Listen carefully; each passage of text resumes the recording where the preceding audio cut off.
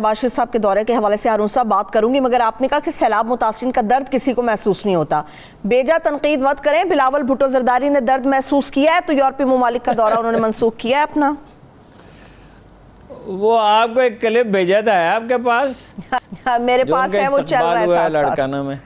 جی چل رہا ہے وہ ساتھ ساتھ. اچھا وہ بعد میں چلائیے، میں بات کر لوں پہلے. دیکھیے وہ یورپ کے دورے پہ جا رہے تھے اور یورپ کا دورہ ان کا بالکل اسی طرح کا تھا جیسے پرویز اشرف صاحب کا دورہ ہے. اشرف پرویز صاحب کا وہ ایک بچہ ہے، اس کو کوئی بیک گراؤنڈ نہیں ہے. اگر یہ لوگ سیریس ہوتے تو مشاہد حسین کو وزیر خارجہ بناتے. جسے 40 سال کا تجربہ ہے، جس کی ساری زندگی اس میں گزری ہے، اور لوگ ہیں اور جو ساری زندگی انہی چیزوں پہ غور کرتے، پڑھتے، لکھتے، دنیا بھر کے سیمینارز میں شرکت کرتے ہوئے گزری ہے. انہوں نے کہا کہ چلیے اب میں وہاں نہیں جا سکتا. اعلان کیا کہ وہ میں نے اپنا دورہ منسوخ کر دیا. منسوخ نہیں کیا، وہاں انہیں کو ویلکم کرنے کے لیے تیار ہی نہیں تھا. اس لیے کہ لوگوں کے پاس ضائع کرنے کے لیے وقت تھوڑی ہوتا ہے. ہماری طرح تھوڑی ہیں. دنیا کے ملک اپنے کام کاج میں پھنسے ہوتے ہیں، دن رات کام کرنا پڑتا ہے. یورپ میں اور امریکہ میں بالکل ایک دوسرا کلچر ہے. آسٹریلیا میں، ملائیشیا میں، جاپان میں، تو کوریا میں، چین میں. تو وہ پہنچے لاڑکانہ. یہ تو بڑے برے مناظر ہیں ہارون صاحب. اپنے شہر لاڑکانہ میں ایسا برا سلوک، برا استقبال. جی وہ تو ایک پیپلز پارٹی کے ایک لیڈر نے تقریر کی، میں بھول گیا کلپ سیو کرنا. اس نے کہا یہ جو سیلاب ہے یہ آپ کے گناہوں کی سزا ہے. عام لوگ جو سندھی ہیں بیچارے، جو دن رات ستم سہتے ہیں اور وڈیروں کے مارے ہوئے ہیں، پولیس کے مارے ہوئے ہیں، ڈاکوؤں کے مارے ہوئے ہیں، مہنگائی کے تو مارے ہوئے ہیں ہی، اور کوئی ڈھنگ کا روزگار نہیں ہے، تعلیم نہیں ہے، کوئی فنی تربیت کے ادارے نہیں ہیں، اور کوئی جنہیں پوچھنے والا نہیں ہے. 100-150 روپے 200 روپے کی مزدوری ملتی ہے.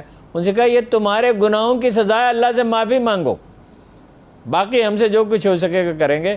یہ تو صورتحال ہے. صحیح ہے، ٹھیک ہے. ابھی چونکہ یہ سیلاب کے حوالے سے ہم نے ہارون صاحب بات کی ہے، انہوں نے کہا تھا کہ جی بلدیاتی الیکشن ملتوی کر دیے جائیں. کیا واقعی بارشوں کا خطرہ ہے سیلابی صورتحال کے پیش نظر، یا الیکشن سے بھاگ رہے ہیں؟ کیا مسئلہ کیا ہے وہاں پہ؟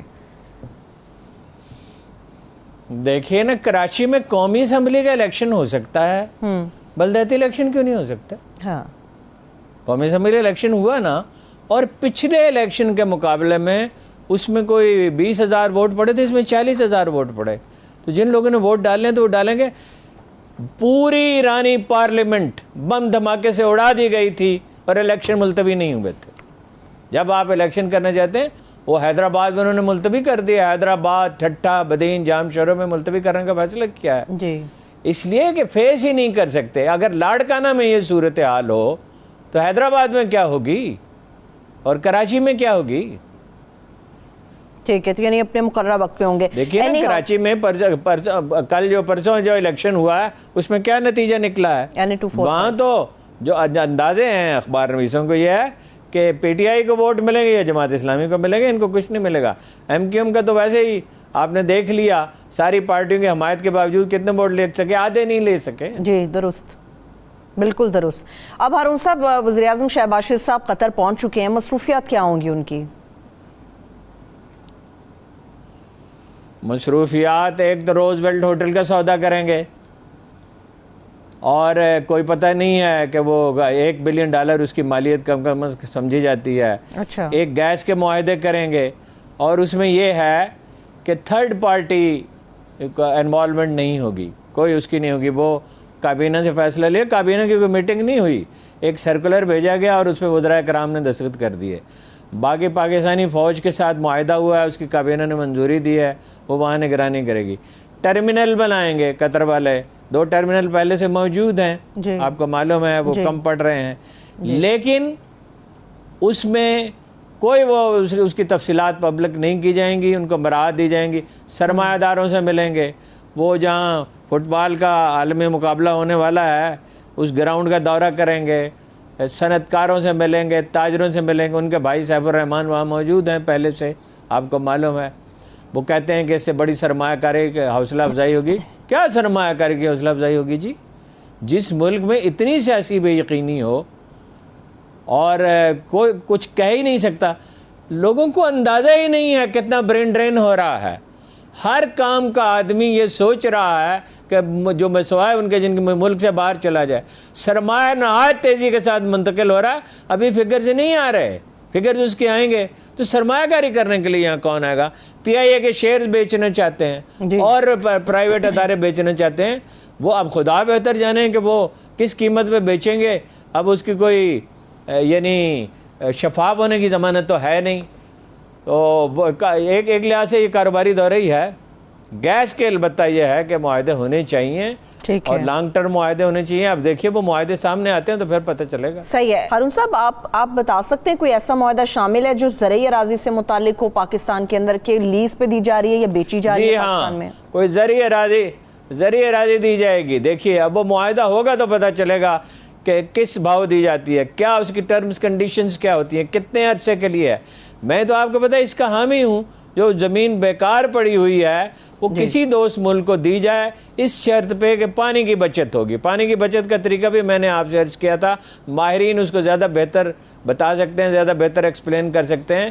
کہ فرض کیجئے 1 لاکھ ایکڑ آپ کو دیتے ہیں کسی کو, انہیں ضرورت ہے سبزیوں کی, اناج کی اور پھلوں کی ضرورت ہے, اور باہر سے ظاہر ہے یہ سب کچھ درآمد کیا جاتا ہے. صرف قطر میں نہیں, دوسرے عرب ممالک میں بھی بیشتر میں یہی حال ہے. حتیٰ کہ مصر بھی اپنی ساری ضرورتیں خود پوری نہیں کرتا, جہاں ہزاروں سال سے دریائے نیل بہہ رہا ہے. اور وہ بڑا دنیا کے بڑے ڈیمز میں سے ایک ڈیم بھی انہوں نے تعمیر کیا. تو وہ ٹرمز کیا ہوں گی؟ اگر تو وہ پانی یعنی منسلک جو علاقہ ہے اس میں فواروں کے ذریعے پانی دینے کا طریقہ اختیار کرتے ہیں اور یہاں بھی ڈرپ اریگیشن ہوتی ہے, یہ فواروں سے پانی دیا جاتا ہے, پھر تو قابل فہم ہے. لیکن وہ تفصیلات سامنے آئیں گی تو پتہ چلے گا. ٹھیک ہے. وہ اہم سوال جو نواز شریف صاحب سے متعلق ہارون صاحب سے پوچھنا ہے مجھے. ہارون صاحب آپ نے کہا نواز شریف صاحب پاکستان نہیں آ رہے, پاکستان نہیں آتے تو پھر کہاں رہیں گے وہ؟ دیکھیے مستقبل قریب میں تو کوئی امکان نہیں ہے. اپنے مقدمات تو ختم کرا لیے, ٹھپ کرا دیے کہہ سکتے ہیں, ختم تو ابھی نہیں ہوئے. اچھا. شہباز شریف صاحب نے, اور ظاہر ہے وہ اسی لیے وزیر اعظم رہنا چاہتے ہیں کہ ان مقدمات سے نجات پائیں. جیسے زرداری صاحب کا طریقہ ہے, کاغذات غائب کیے جائیں, افسروں کو جو ہے وہ مینوپلیٹ کیا جائے, تبادلے کیے جائیں. فی الحال تو پابندی ہے, لیکن یہ کہ ہو بھی سکتے ہیں کسی وقت اگر وہ وزیر اعظم رہتے ہیں تو پھر کیا نہیں ہو سکتا. اور نواز شریف صاحب کے واپس آنے کے لیے 2/3 اکثریت ضروری ہے. آئین میں ترمیم کرنی پڑے گی, ظاہر ہے وہ تو ممکن ہے ہی نہیں کسی صورت میں. تو یہ تاثر صحیح نہیں ہے کہ وہ اپنا لندن میں نہیں رہ سکتے. یہ مقدمات چلتے رہتے ہیں, اگر کوئی اچھا وکیل وہ کر لیں تو انہیں مہلت مل جائے گی اور وہ سالہ سال جاری رہتی ہے. تو دوسری جگہ جو ہے ممکنہ طور پر قطر ہے, اور اگر پرنس محمد بن سلطان پسند کریں تو وہ بھی انہیں انوائٹ کر سکتے ہیں. میرا خیال ہے کہ وہ لندن ہی میں رہیں گے, اور دوسرا چوائس ان کا قطر ہوگا جو میرا اندازہ ہے. کیا شہباز شریف صاحب اس سے متعلق بھی کوئی آپ کو لگتا ہے کہ بات چیت کریں گے جب آپ قطر میں موجود ہیں تو شاید کوئی راستہ ہموار ہو؟ نہیں, وہ کیوں بات کریں گے, بات نواز شریف صاحب خود کریں گے. واقعہ یہ ہے کہ عملی طور پر ان کے راستے الگ ہو چکے ہیں. دیکھیے وہ ایک دوسرے کے خلاف بیان بازی تو نہیں کریں گے جی, لیکن شہباز شریف صاحب نے طے کر لیا کہ وہ وزیر اعظم رہیں گے, اور انہیں تھپکی بھی دی گئی ہے وزیر اعظم بننے کے لیے. اور مولانا فضل الرحمان بھی چاہتے ہیں. یہ ٹھیک ہے نون لیگ میں بعض لوگ نہیں چاہتے ہوں گے, لیکن نواز شریف صاحب کے آنے کا جب فی الحال کوئی امکان ہی نہیں ہے تو لوگ اقتدار کی طرف جاتے ہیں. تو وہ شہباز شریف کیوں بات کریں گے؟ اگر نواز شریف صاحب ان سے کہیں گے تو ممکن ہے وہ کوئی بات کریں, لیکن اصل گفتگو نواز شریف ہی کریں گے. صحیح ہے. ٹھیک ہے. ایک اور واقعہ ہارون صاحب جو پاکستان میں 9 مارچ کو پیش آیا تھا, آپ کو یاد ہوگا کہ انڈیا سے ایک میزائل برہموس فائر ہوا تھا میاں چنو کے علاقے کے قریب. اس کا کیا بنا؟ کوئی بات چیت ہی نہیں ہے اس کی.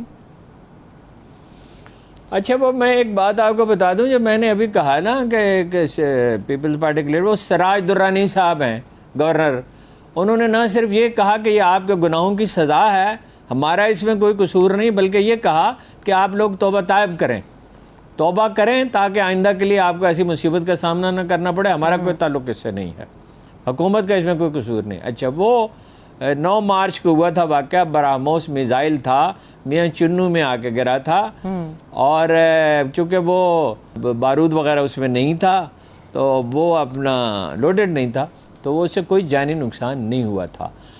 اب برطانوی رائٹر کی خبر ہے کہ بھارتی فضائیہ نے اس کی تحقیقات کی ہے اور 3 افسروں کو برخاست کر دیا، برخاست معطل نہیں کیا، برطرف کر دیا ہے۔ اتنے نازک معاملے میں آپ اندازہ لگائیں کہ اگر اس میں کچھ ہوتا تو کتنی تباہی آ سکتی تھی، اور اس کا پاکستان جوابی کارروائی کرتا تو کیا ہوتا۔ صحیح ہے، ٹھیک ہے، ایک آخری سوال پھر کلوزنگ پہ جائیں گے ہارون صاحب، لیکن کیا یہ ثابت ہوا کہ ان تینوں افسران نے جانتے بوجھتے ہوئے اس میزائل کو فائر کیا پاکستان کی طرف، یا انجانے میں یہ فائر ہوا؟ کیا رپورٹ میں یہ چیز سامنے آئی ہے؟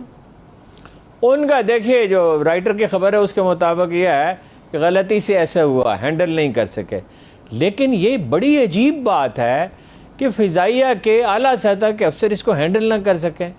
اب یہ تو تاریخ کے سینے میں کوئی راز تو نہیں رہتا، کسی وقت پوری بات کھل جائے گی۔ تو اگر ایسا ہے، اس سطح کے افسر پائے جاتے ہیں تو آئندہ دنوں میں خبریں آنی چاہیے، ہمارے یہاں نہ چھپیں، انڈیا میں نہ چھپیں، انٹرنیشنل میڈیا میں چھپ جائیں گی کہ اس کی تطہیر کی گئی ہے بھارتی فضائیہ کی۔